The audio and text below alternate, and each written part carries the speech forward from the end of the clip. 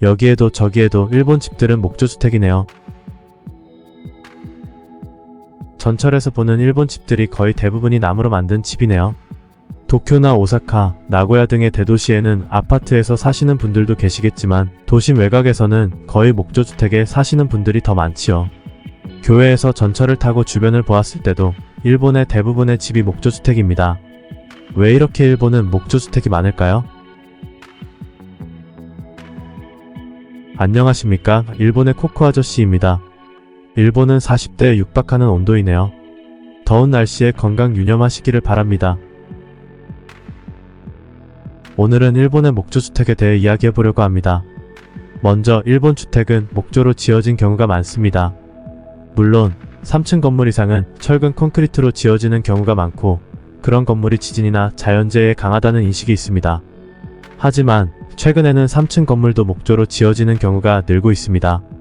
전통적인 일본 집은 미다지문, 다다미가 있는 아름다운 목조주택입니다.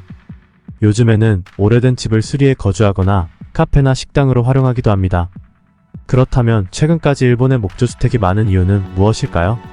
먼저 일본의 풍토와 문화 그리고 역사와 관련되어 있습니다.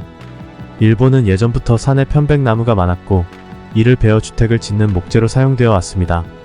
시간이 지나면서 목조 사찰과 목조 신사의 건축이 활발해졌고 목조 건축 기술도 고도로 발전해 왔습니다. 미적 감각이 우수한 목조주택은 따뜻한 느낌을 주고 시간의 흐름에 따라 아름다움이 더해지는 특성이 있습니다. 이러한 점은 일본 사람들에게 큰 매력으로 다가왔습니다.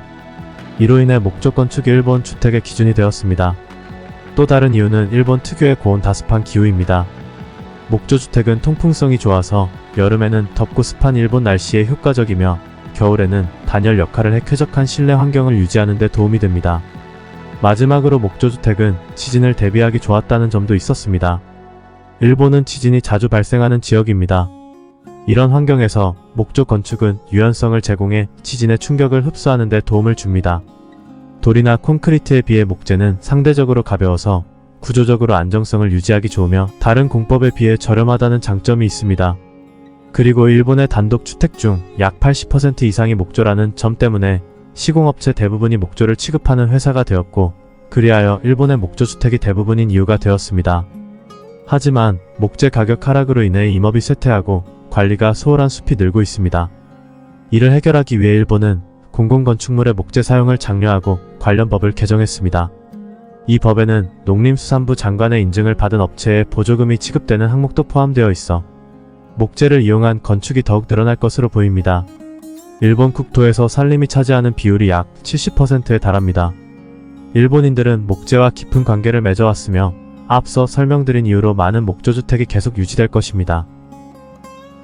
이상 끝까지 시청해주셔서 감사합니다.